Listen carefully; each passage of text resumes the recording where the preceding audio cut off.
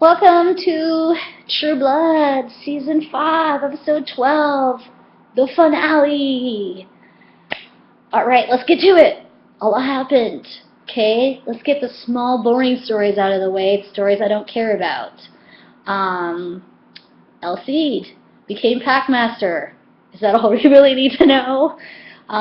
He heard that JD was pouring V down people who didn't want to drink V. So what does Elsie do? He drinks some V himself, and then he goes and beats up Russell, snaps his neck. I mean, not Russell, and JD becomes Packmaster. I found this very contrary to Elsie's whole philosophy. Wasn't he like, don't drink V? And he's like, the first chance he gets, he's like, drinking V.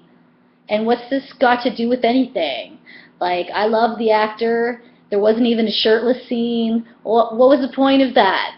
I don't know. So, my next storyline was Morella's pregnancy. So Andy goes to tell Holly all about it, and Morella's light breaks, her water breaks. And they stayed pretty true to the book in the fact that fairies don't have just one baby, they have multiple babies, usually twins or triplets. However, Morella, she shot out 4 babies, and the whole time it didn't bother her at all. And then she got up at the end and walked out. She left them with Andy and Holly to, I don't know, raise for next season. This is probably the dumbest storyline to give Andy. I don't know why he has been stuck with 4 baby fairies, half fairies. This doesn't occur in the book. I'm not too pleased about it. It's kind of dumb. And then I have the question, will the fairies grow quickly like vampire Bella and Edward's baby? Because she grew like super fast. So I don't know. I just don't see, what are they going to do storyline-wise? Andy going to be changing diapers all next season? What's up with that? Holly was mad, but she stayed and helped, and Jane Boathouse was there, and she's from the books. She's drunk all the time and hangs out in her lots, so it's kind of nice, a shout-out to see her there. Lafayette saw it, Arlene saw it. What?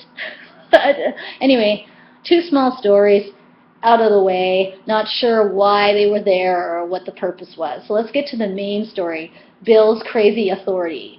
Bill Compton is a major jerk. I don't know why they've changed his character into such a jerk, but he is, and I don't like him, not at all.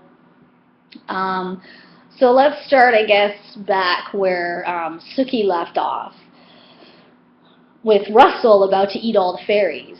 So Russell Edgington is bad to the bone, 300,000-year-old vampire, is distracted by the fairy goodness. Eric swoops in, stakes him, he's dead. End of story. First 5 minutes of the show, Russell's dead. No big battle to the end. He just dies. I was like, whoa, really? That's it?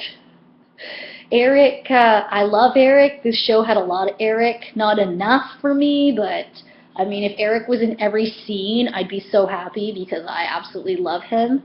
But I don't think that he was like, that felt so good after he killed Russell. And I wasn't sure Russell was going to bite it so quickly because he had all that fairy blood in him, but he like slow-mo deathed. But it wasn't slow-mo enough. And then Steve ran away. So then Jason wakes up from his crazy fairy blasting, and he's like, I hate vampires, I'm going to kill them all. Because now he sees his parents, and they're like telling him what to do. What? I didn't know they were so intolerant. Vampires killed us. You protect your sister. She doesn't know what she's talking about. And Sookie's like, what's wrong with you, Jason, the whole time. And Eric had to keep Nora from sucking down some Sookie blood. He's like, you can never kill Sookie. You must always protect Sookie. Okay, but she smells so good.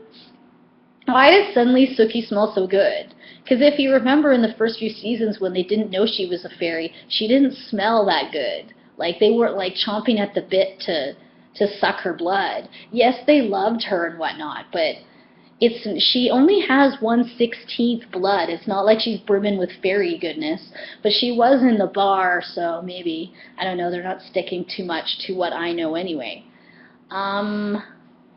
Okay, so they end up going to the authority because they're going to rescue Jessica and Pam, and Tara ends up coming with them because they go back to Fantasia and they find all this out. Tara goes with them. So they get to the authority, and Jason's like, Commando, Jason, to get out vampires left, right, and center. I got this. I got this. I'm Jason. So Sookie and them go down to the cage. They get Jessica and Pam, and Tara kisses Pam, and because now they love each other, and Jessica's like, I knew it! And Sookie's like, okay. Whereas Eric goes off to find Bill. I think it was Eric and Nora who went to find Bill. So let me switch gears. Bill, who I told you has become a major jerk, I thought for a minute he was faking when he was telling Salome, you're the one that Lilith picked, which we know Lilith picked everybody because she doesn't seem to have any one person. She likes to pick everybody. So Salome is lured into Bill's trap and ends up drinking Lilith's silver-tainted blood, and then Bill stabs her with a stake, and she's dead. So then Bill becomes the one true Lilith person. Who cares? Somebody stake Bill. I'm like really tired of him. So Eric and Sookie show up, and Sookie's like, Bill, this is not you. You loved me once. Now, Bill ends up dead, and I can't quite remember if he stakes himself. He ends up dying. Okay, no, he drinks, this is it. He drinks the true Lilith's blood, explodes, then is reborn out of the blood. It's really gross. So now no longer am I seeing naked Lilith running around covered in blood. Now I'm seeing naked Bill running around in blood, covered in blood, and neither one do I care for. So at the end, the cliffhanger was Eric telling Sookie to run because Bill was like, coming after you, chickie. So I would like the regular Bill back. He doesn't do any of this in the book. In fact, Bill's pretty boring in the book. He basically puts together a vampire registry, and that's it. And pines after Sookie. That's all he does in the book. So I guess, they got him a little bit better. Last storyline I want to wrap up, Sam and Luna. Their storyline wasn't wrapped up, but they had this plan to morph into Steve Newland, get Emma.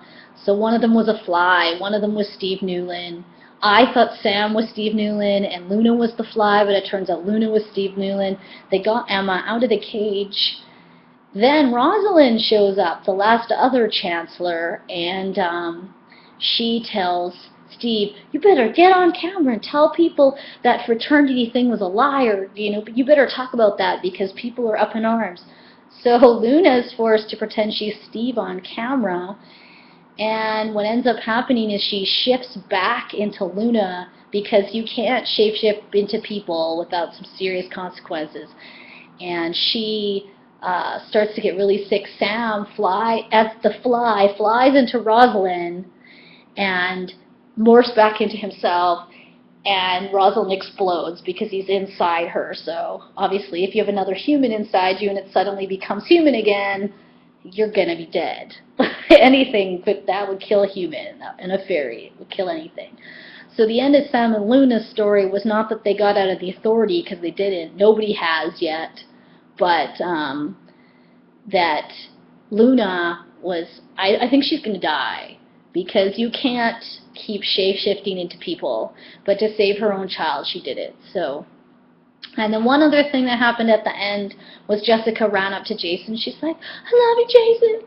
Thank goodness you're here. And Jason's like, get away from me. I could never love a vampire. Because he's changed into his, dad. It's so weird.